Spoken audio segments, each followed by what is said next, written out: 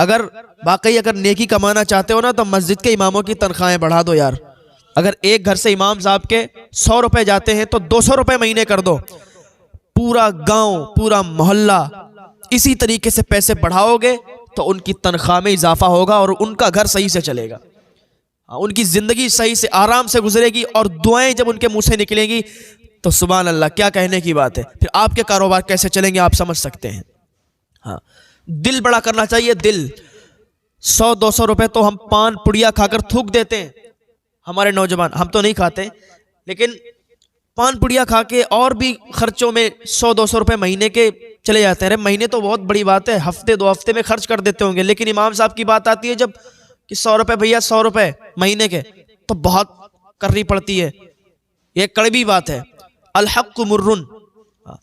تو ایسا نہ سوچا کریں, امام صاحب کو اگر پیسے بڑھا کے کریں گے نا تو ان کے دل سے دعائیں نکلیں گی, اور 5 ٹائم کی نماز پڑھنے والے انسان کے دل سے جب دعائیں نکلتی ہیں تو پھر کیسی قبول ہوتی ہیں آپ کو تو پتہ ہی ہے.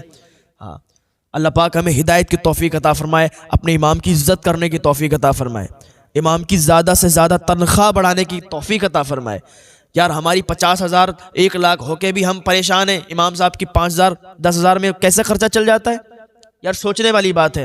اور جس دن سے امام لوگوں نے یہ دعا کرنا شروع کر دی کہ یا اللہ جتنی میری تنخواہ ہے اتنی میرے مقتدیوں کی, میرے متولیوں کی, میرے صدروں کی تنخواہ کر دے, ان کے بچوں کی بھی اتنی تنخواہ کر دے. جس دن سے امام صاحب نے مصلی پہ یہ دعا کرنا شروع کر دی تو پھر کیا بنے گا تمہارا. ہاں یار سمجھ جاؤ, اپنے امام کی تنخواہ بڑھا دو.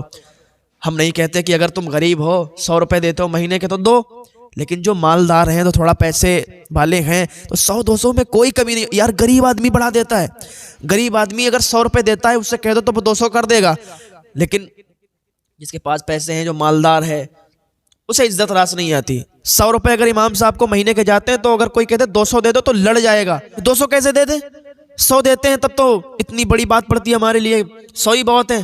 اللہ سے خوف کر یار, مرنے کے بعد تیری دولت کو سانپ بچھو بنا کے تیرے گلے میں پھندا بنا کے ڈال دیا جائے گا. کیا کرے گا اس دولت کو؟ ارے اپنے امام کے کام نہیں آ سکتا, علماء کے کام نہیں آ سکتا, ائمہ کے کام نہیں آ سکتا, تیری دولت ان کے کام میں نہیں آ سکتی تو پھر کس کام میں آ سکتی ہے؟ اگر آج ہمارے بچے کی طبیعت خراب ہو جائے تو ہم 10 لاکھ روپے خرچ کر دیں گے لیکن ہمیں کچھ فرق نہیں پڑے گا. لیکن امام صاحب کو اگر ہم تھوڑی تنخواہ بڑھا دیتے ہیں, اگر 5-10 ہزار کر دیں, 10 ہے 15,000 یا 20,000 تنخواہ کر دیں تو پھر ہمیں فرق پڑتا ہے. یہ کیوں ہوتا ہے یار؟ ایسا نہیں کرنا چاہیے. اگر اپنے امام کو خوش رکھو گے نا تو پتہ ہے غیب سے تمہاری مدد ہوا کرے گی. اگر تمہارے گھر کوئی بیمار ہے, تمہارا امام تم سے خوش ہے اور اسی خوشی کے ماحول میں اس نے تمہارے بچے کے لیے تمہارے گھر پہ اگر دعا کر دی نا تو وہ دعا باب اجابت سے ٹکرائے گی, وہ دعا قبول ہو جائے گی اور تمہارے گھر کی بیماریاں ختم ہو جائیں گی.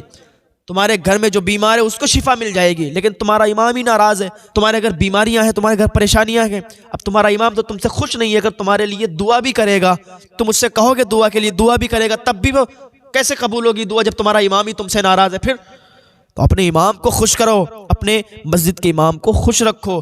اگر مسجد کا امام خوش ہوگا تو پورا محلہ خوش ہوگا, پورا گاؤں خوش ہوگا, پوری بستی پورا شہر خوش ہوگا. ہم تو یہ چاہتے ہیں کہ ہر انسان خوش رہے, ہر انسان کے چہرے پہ خوشی رہے, ہر انسان کی زبان سے میٹھے الفاظ نکلیں.